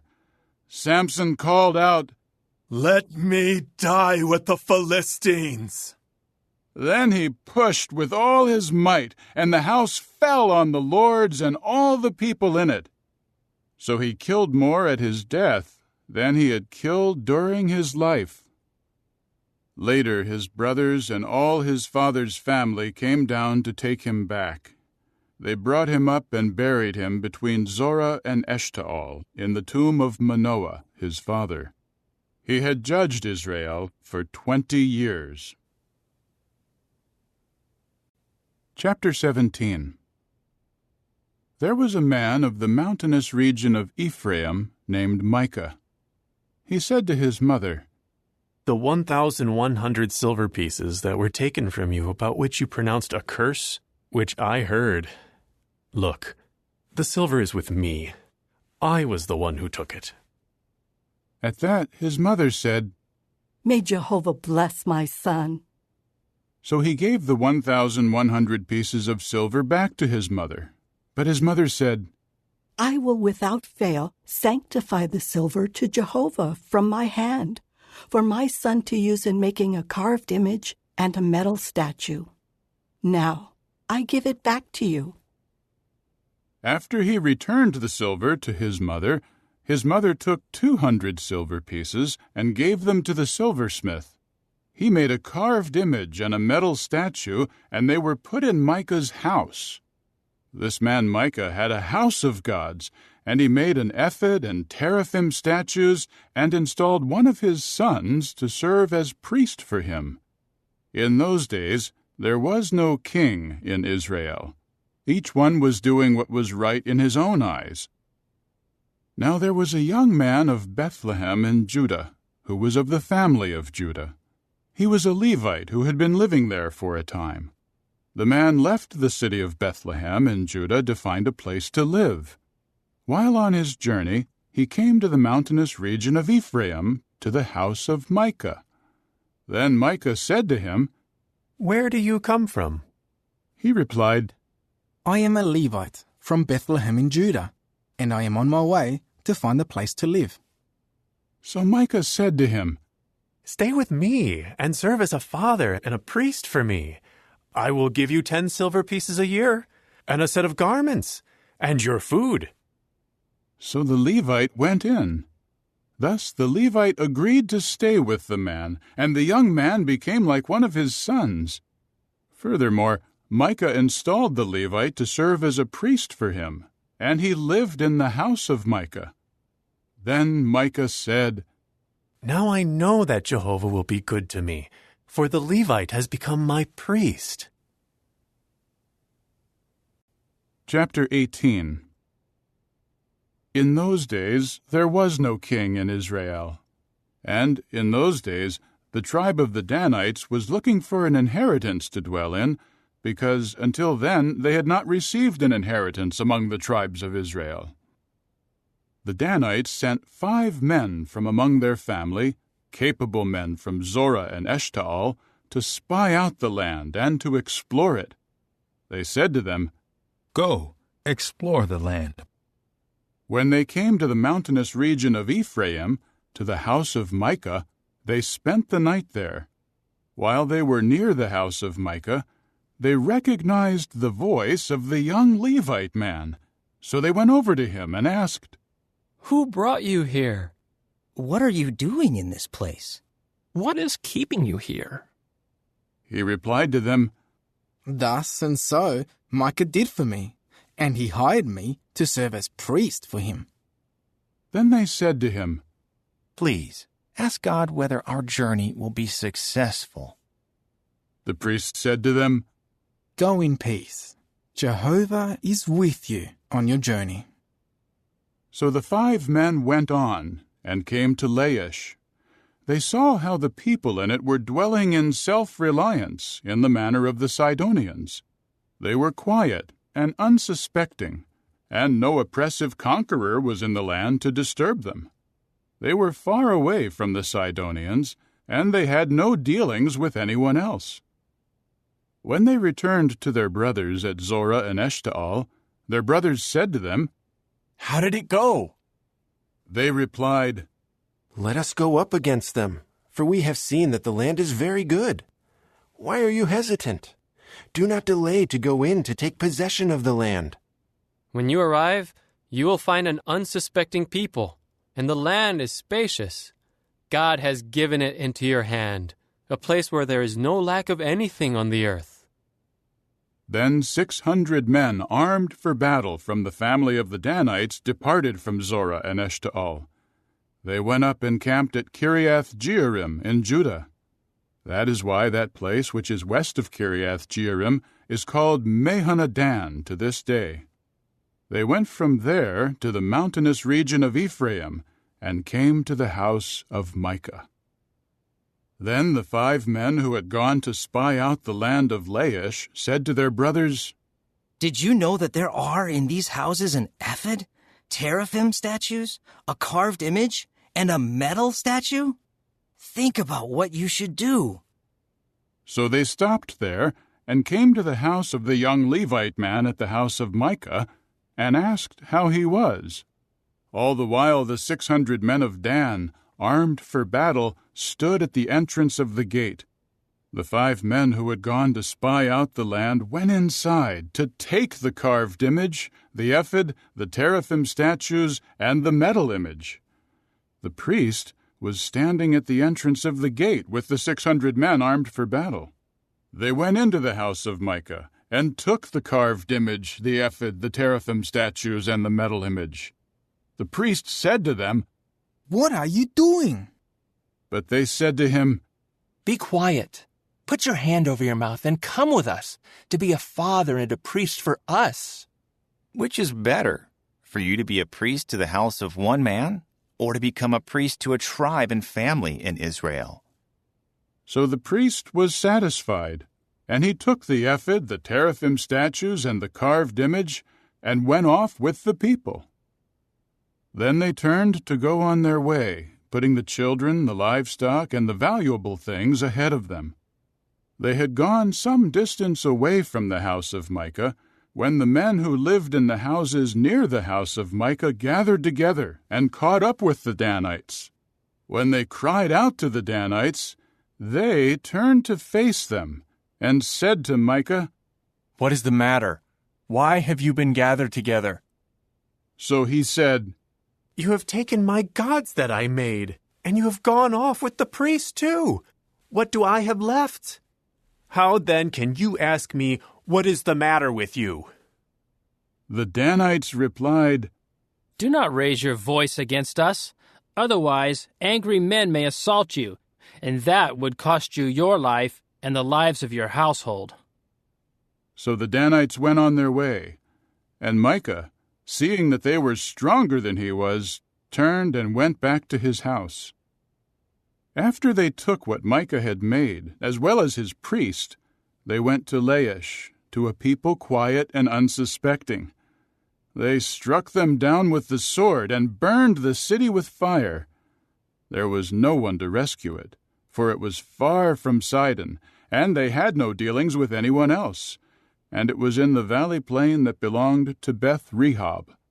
Then they rebuilt the city and settled in it. Furthermore, they named the city Dan, after the name of their father Dan, who was born to Israel, but Laish was the city's former name. After that, the Danites set up the carved image for themselves, and Jonathan, the son of Gershom, the son of Moses, and his sons became priests to the tribe of the Danites, until the day that the inhabitants of the land went into exile. And they set up the carved image that Micah had made, and it remained there all the days that the house of the true God was in Shiloh. Chapter 19.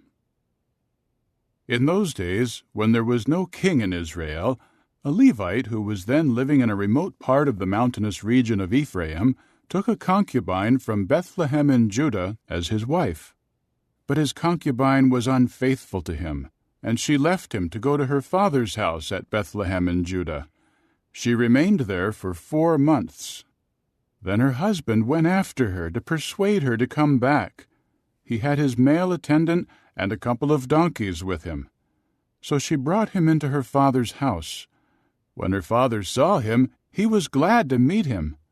So his father-in-law, the young woman's father, convinced him to stay with him 3 days, and they would eat and drink, and he would spend the night there. On the 4th day, when they got up early in the morning to go, the father of the young woman said to his son-in-law, "Eat something to give you strength, and then you may go." So they sat down, and they both ate and drank together. After that, the father of the young woman said to the man, "Please, stay overnight and enjoy yourself." When the man rose to go, his father-in-law kept begging him, so he stayed overnight again. When he got up early in the morning on the 5th day to go, the father of the young woman said, "Please, eat something to give you strength." And they lingered until it was late in the day, and they both kept eating. When the man rose to go with his concubine and his attendant, his father-in-law, the young woman's father, said to him, "Look now, it is almost evening. Please stay overnight. Here the day is coming to an end. Stay here overnight and enjoy yourself. Tomorrow you can get up early for your journey and go to your home." However, the man did not want to stay another night, so he got up and traveled as far as Jebus, that is, Jerusalem. He had with him the 2 saddled donkeys, his concubine, and his attendant. When they were close to Jebus, the daylight was nearly gone. So the attendant said to his master, "Should we stop at this city of the Jebusites and stay overnight here?" But his master said to him, "We should not stop at a city of foreigners who are not Israelites. We will go on as far as Gibeah." Then he said to his attendant, "Come, and let us try to reach one of those places. We will stay overnight either in Gibeah or in Ramah." So they went on their way, And the sun began to set when they were near Gibeah, which belongs to Benjamin. So they stopped there and went in to stay overnight in Gibeah. Once inside, they sat down in the public square of the city, but nobody took them into his house to stay overnight. Eventually, that evening, an old man came in from his work in the field. He was from the mountainous region of Ephraim, and he was living for a time in Gibeah. But the residents of the city were Benjaminites. When he looked up and saw the traveler in the public square of the city, the old man said, "Where are you going, and where do you come from?" He replied, "We are traveling from Bethlehem in Judah to a remote area of the mountainous region of Ephraim, where I am from. I went to Bethlehem in Judah, and I am going to the house of Jehovah, but nobody is taking me into his house.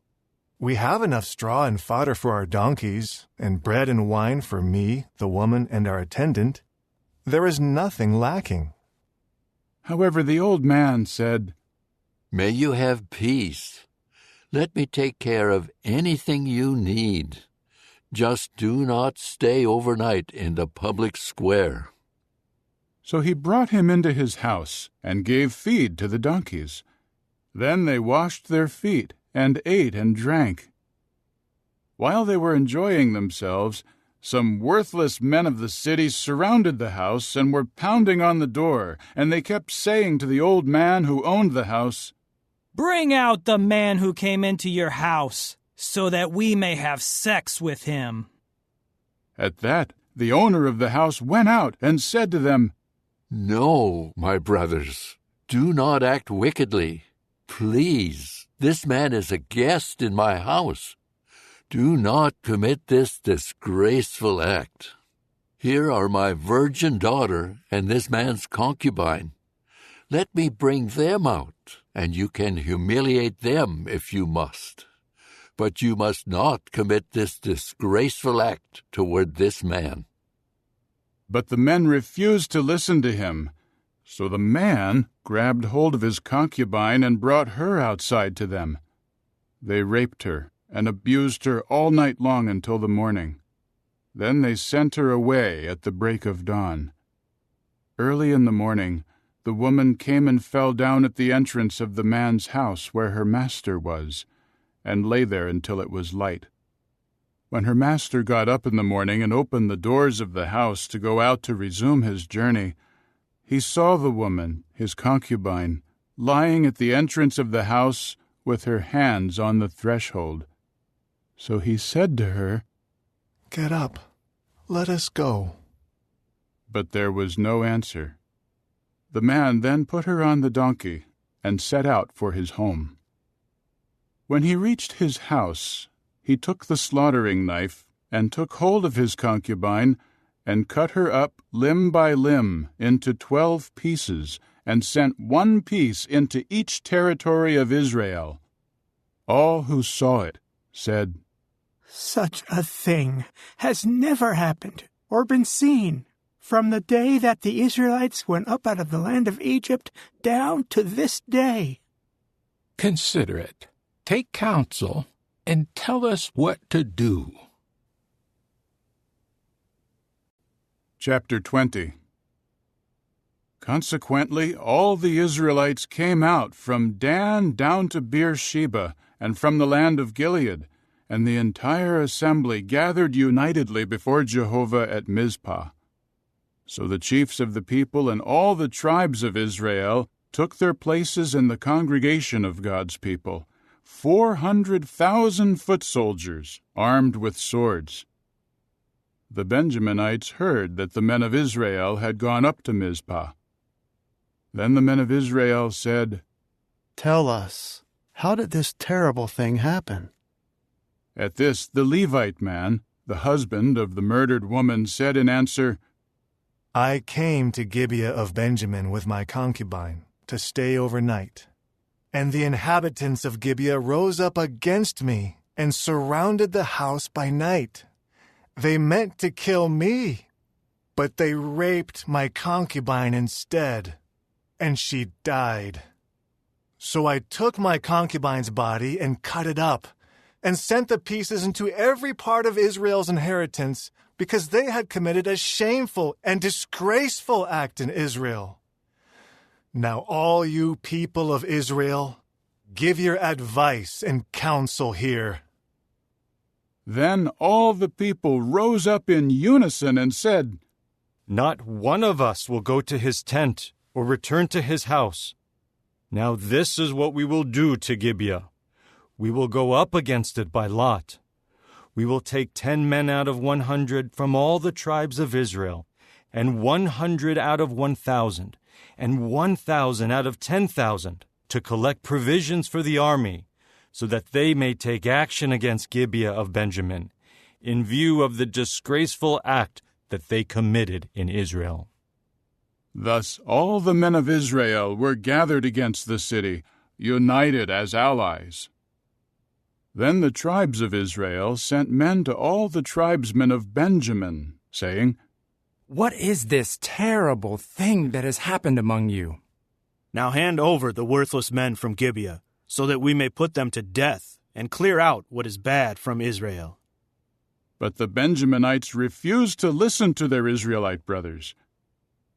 Then the Benjaminites gathered together out of the cities to Gibeah to go out to battle against the men of Israel. That day the Benjaminites mustered from their cities 26,000 men armed with swords, apart from the 700 chosen men of Gibeah. In this army were 700 chosen men who were left-handed. Every one of these men could sling a stone to within a hairbreadth and would not miss. The men of Israel, apart from Benjamin, mustered 400,000 men armed with swords, and each one was an experienced warrior. They rose up and went up to Bethel to inquire of God. Then the people of Israel said, "Who of us should go up in the lead to the battle against the Benjaminites?"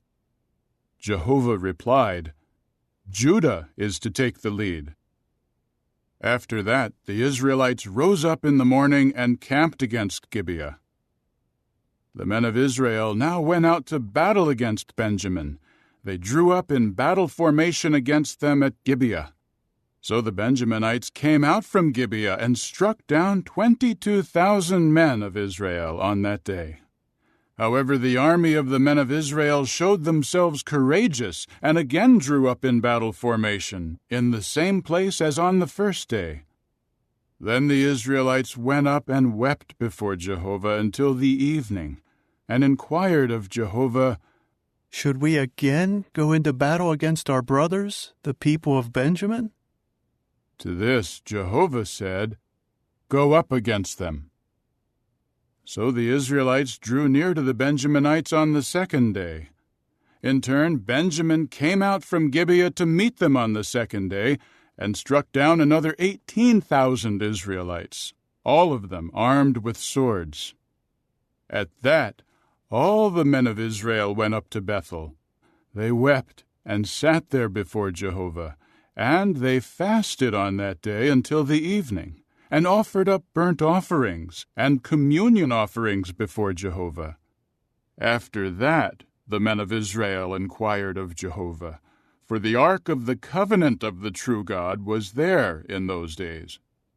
Now Phinehas, the son of Eleazar, the son of Aaron, was ministering before it in those days. They asked, "Should we go out yet again to battle against our brothers, the men of Benjamin, or should we stop?" Jehovah replied, "Go up, because tomorrow I will give them into your hand." Then Israel set men in ambush all around Gibeah. The Israelites went up against the Benjaminites on the third day, and they drew up in formation against Gibeah, the same as at the other times. When the Benjaminites went out to meet the army, they were drawn away from the city. Then, as at the other times, they started to attack and kill some of the men on the highways, one of which goes up to Bethel and the other to Gibeah, leaving about 30 men of Israel dead in the open field. So the Benjaminites said, "They are suffering defeat before us, the same as before." But the Israelites said, "We will retreat and draw them away from the city onto the highways." So all the men of Israel rose up from their places and drew up in formation at Baal Tamar, while the Israelite ambush charged out of their places in the vicinity of Gibeah. Thus 10,000 chosen men out of all Israel came in front of Gibeah, and the fighting was heavy. But the Benjaminites did not know that disaster was near at hand. Jehovah defeated Benjamin before Israel, and on that day the Israelites struck down 25,100 men in Benjamin, all of them armed with swords. However, the Benjaminites imagined that the men of Israel would be defeated when they retreated from Benjamin. But they retreated because they trusted in the ambush that was set against Gibeah. The ambush acted quickly and charged toward Gibeah. Then the ambush spread out and struck down the whole city with the sword. Now the men of Israel had arranged that the men who ambushed the city would make a smoke signal go up from there. When the Israelites turned around in the battle, the men of Benjamin started by attacking and killing about 30 men of Israel. And they said, "They are clearly suffering another defeat before us, just as in the previous battle." But the signal started to go up from the city as a pillar of smoke. When the men of Benjamin turned to look, they saw the whole city going up in flames to the sky. Then the men of Israel made an about-face, and the men of Benjamin were dismayed, for they saw that disaster had overtaken them. So they retreated from the men of Israel toward the wilderness, but the battle followed them. The men coming out of the cities joined in striking them down. They surrounded the Benjaminites and pursued them relentlessly. They trampled them down directly in front of Gibeah toward the east. Finally, 18,000 men of Benjamin fell, all mighty warriors. The men of Benjamin turned and fled into the wilderness to the crag of Rimmon, and the Israelites killed 5,000 of them on the highways, and they kept pursuing them as far as Gidom. So they struck down 2,000 more men. All those of Benjamin who fell on that day amounted to 25,000 men armed with swords, all mighty warriors. But 600 retreated into the wilderness to the crag of Rimmon, and they stayed on the crag of Rimmon for 4 months. And the men of Israel turned back against the Benjaminites and struck those of the city with the sword, from men to livestock, all that remained. Also, they set all the cities in their path on fire. Chapter 21. Now the men of Israel had sworn this oath in Mizpah. Not one of us will give his daughter to a man from Benjamin as a wife. Consequently, the people came to Bethel and sat there before the true God until evening, crying out and weeping bitterly. And they were saying, "Why, O Jehovah the God of Israel, has this happened in Israel? Why should one tribe be missing today from Israel?" And the next day the people got up early and built an altar there to offer up burnt offerings and communion offerings. Then the people of Israel said, "Who of all the tribes of Israel did not come up to assemble before Jehovah?" For they had taken a great oath that anyone who did not come up to Jehovah at Mizpah would be put to death without fail. So the people of Israel felt sorrow over what had happened to Benjamin their brother. They said, "Today, one tribe has been chopped off from Israel. What should we do to provide wives for those who are left, now that we have sworn by Jehovah not to give them any of our daughters as wives?" They asked, "Who among the tribes of Israel did not come up to Jehovah at Mizpah?" It so happened that no one had come from Jabesh-Gilead into the camp where the congregation was. When the people were counted, they saw that none of the inhabitants of Jabesh-Gilead were there. So the assembly sent there 12,000 of the mightiest men. They commanded them, "Go and strike down the inhabitants of Jabesh-Gilead with the sword, even the women and the children. This is what you should do. Every male, as well as every woman who has had sexual relations with a male, you should devote to destruction." Among the inhabitants of Jabesh-Gilead, they found 400 girls who were virgins, who had never had sexual relations with a man. So they brought them to the camp at Shiloh, which is in the land of Canaan. Then all the assembly sent a message to the Benjaminites on the crag of Rimmon, and offered them peace. So Benjamin came back at that time. They gave them the women whom they had kept alive from the women of Jabesh-Gilead, but they did not find enough for them. And the people felt sorrow over what had happened to Benjamin, because Jehovah had made a division among the tribes of Israel. The elders of the assembly said, "What should we do to provide wives for the remaining men, since all the women were annihilated out of Benjamin?" They replied, "There should be an inheritance for the survivors of Benjamin, so that a tribe may not be wiped out of Israel. But we are not allowed to give them wives from our daughters, because the people of Israel have sworn, 'Cursed is the one who gives a wife to Benjamin.'" Then they said, "Look, there is a festival of Jehovah from year to year in Shiloh, which is north of Bethel and east of the highway that goes up from Bethel to Shechem and south of Lebonah." So they commanded the men of Benjamin, "Go and set an ambush in the vineyards. And when you see the young women of Shiloh come out to join in their circle dances, each of you should come out from the vineyards and seize a wife from the young women of Shiloh, and you should return to the land of Benjamin. And should their fathers or their brothers come to make a complaint against us, we will then tell them, 'Show us favor for their sakes, because we could not provide each one a wife by war, and you could not give a wife to them without becoming guilty.'" So the men of Benjamin did just that, and they each carried off a wife from the women who were dancing. After that they went back to their inheritance and rebuilt their cities and settled in them. And the Israelites dispersed from there at that time, each one to his tribe and his family, and they departed from there, each one to his inheritance. In those days there was no king in Israel. Each one was doing what was right in his own eyes.